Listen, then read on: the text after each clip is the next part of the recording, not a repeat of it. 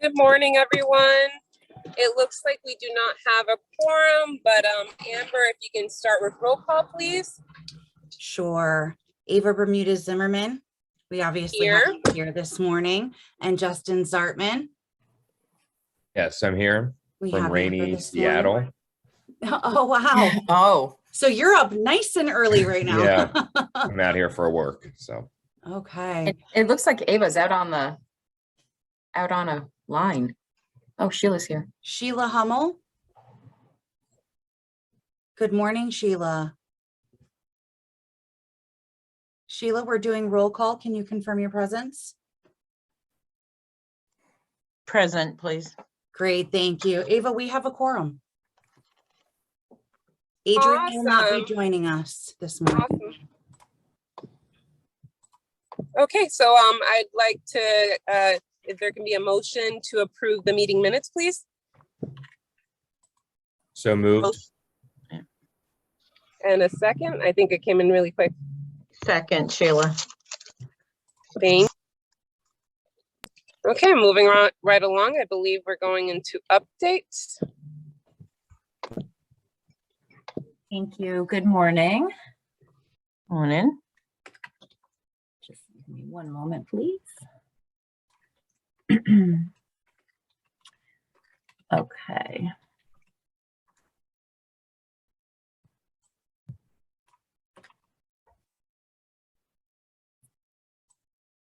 All right.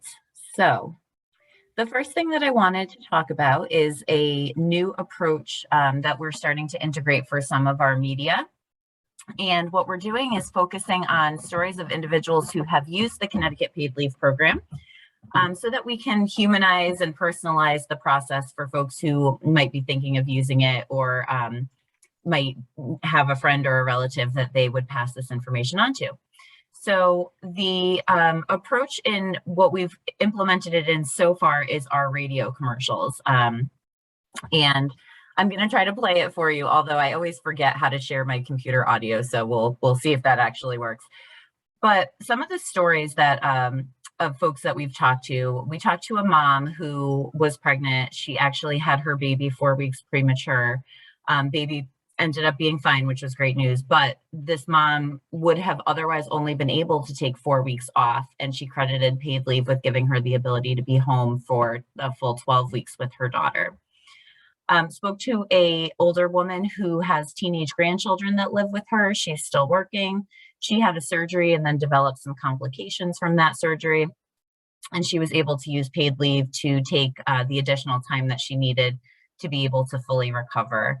And then the last story that's featured in our radio commercial is a gentleman whose wife needed some surgery, and she would have had to go to a rehab facility had it not been for paid leave, which enabled him to take that time off of work to serve as her caregiver. We also have spoken to a new mother and father who used Connecticut paid leave to bond with their new twins.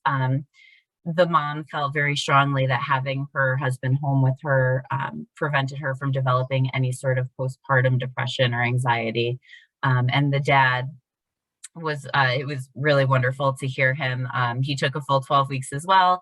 And he said that when one of the twins cries, either parent is able to comfort them. And he really credits that to having that time to be home and support his wife and bond with his new kids.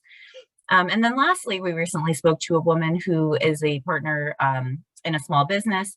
She, unfortunately, her mother has been diagnosed with cancer and is undergoing cancer treatments. And so she's been able to use Connecticut paid leave intermittently to bring her mom to those treatments. And she said that it not only sort of relieves the burden on her business partners, but also her mother, because her mother, of course, worries about her having to take that time off of work, and having that income replacement has been really helpful. So let me see if I can remember how to share.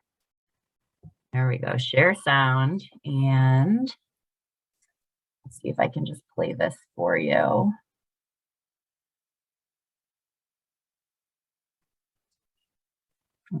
I'm going to stop sharing for just a second. I'm sorry. I finally have set up a second monitor, and so I'm getting used to where everything is now located on my screen.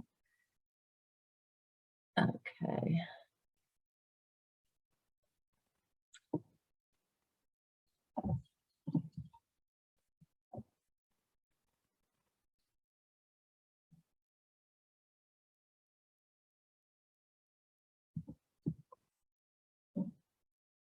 All right, well, let me continue with going through the presentation, and I will hopefully be able to find that after to share with you. And if not, I will email it to you. My apologies. I'm having difficulties this morning. All right. So the next thing that I wanted to mention is that we have really put an additional focus on foster care and adoption. Erin has been a wonderful resource in helping us present webinars to different groups who interact with this community. So I have a list there of the different events that and webinars that Erin has participated in recently. They include the Connecticut Local Administrators of Social Services. Can you make it bigger? Can you make presentation screen? Oh, sure.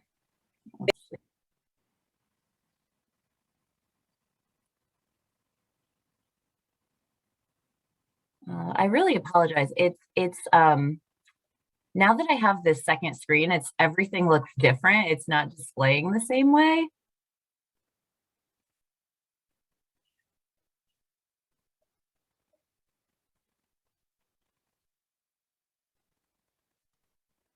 Jess, I had this issue at the board meeting too. Try the display settings up at the top here.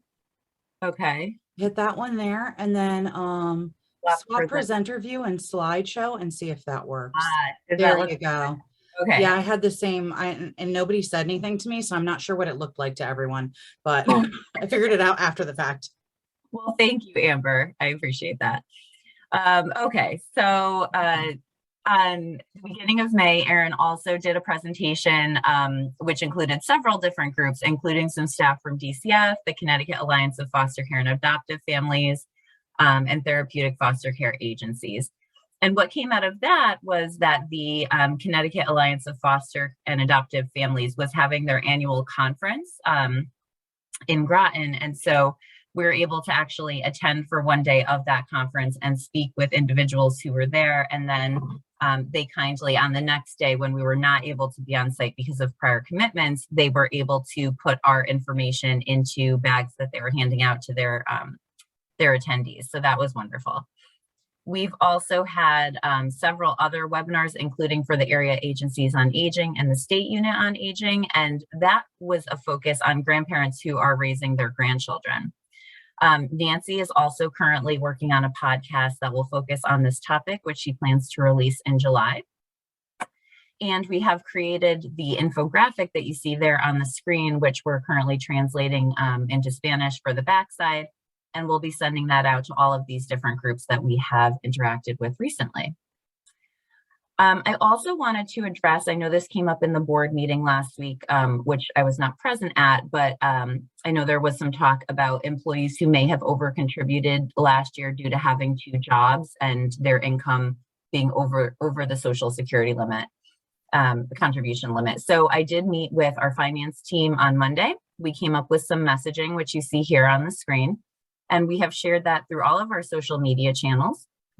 We're monitoring just so that we don't overwhelm the team with folks who may have not been aware of this and start to submit requests for reimbursement. So we do have some newsletter messaging in development that we will release a little bit later in this month or at the beginning of June. And we had already put notification on our homepage, but we've also added it to different pages on the website to help inform employers who may be able to pass that information on to their employees as well as TPAs.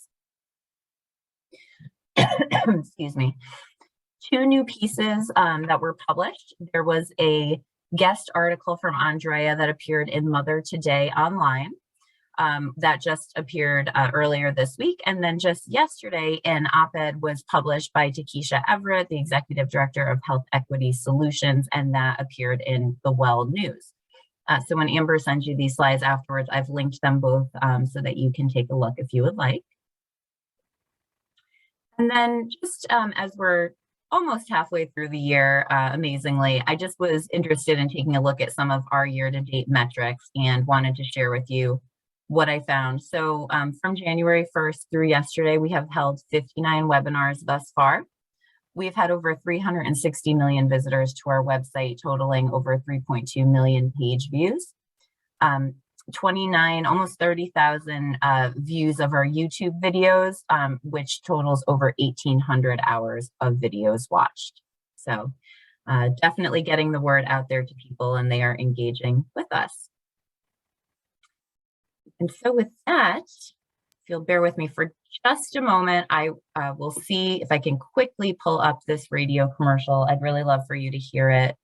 And then, of course, we will also send it around for you to listen to.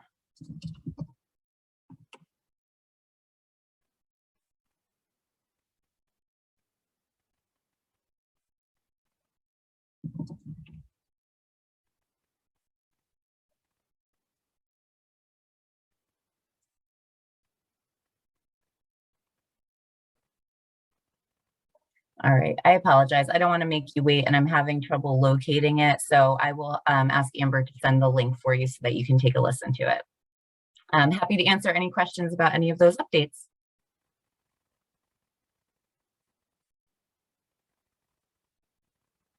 I do not see any. Let's see, no questions. We can move right along to our legislative update from Jacqueline. Thank you, Ava. I don't have really much to share since last week.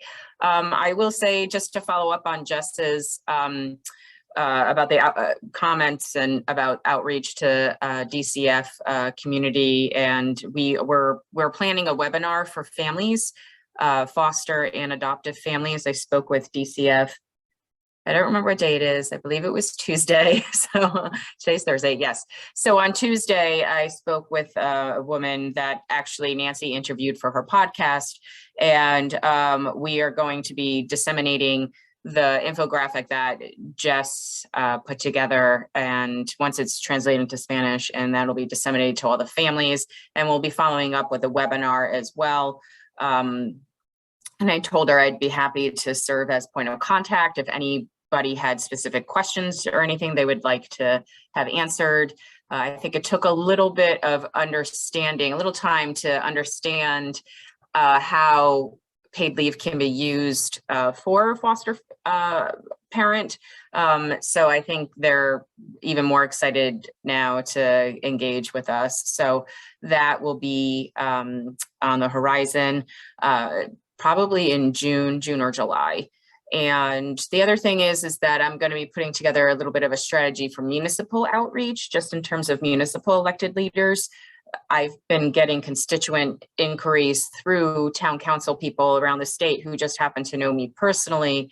And it made me realize that, you know, maybe town councilors and mayors also should have a little bit of a briefing on paid leave, because they're having day-to-day contacts with constituents who could make use of this. In particular, I had a great experience with a constituent case where a doctor actually referred his patient to us because she was trying to take unemployment to handle her health condition. And the doctor was like, I think paid leave is a little bit more of your fit. So obviously all the great work that Nancy and Jess have been doing, and I think Amber as well, reaching out to the hospital community, I'd like to recreate on the municipal level, because I think there's a lot of potential there as well. So that's my update. I don't know if anybody has any questions for me. Okay, I'm always here. Don't hesitate to reach out. Thank you.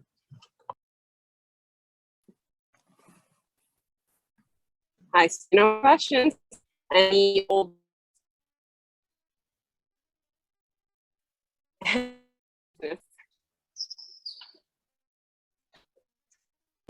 Ava, you just broke up there. I'm not sure. Did we lose her?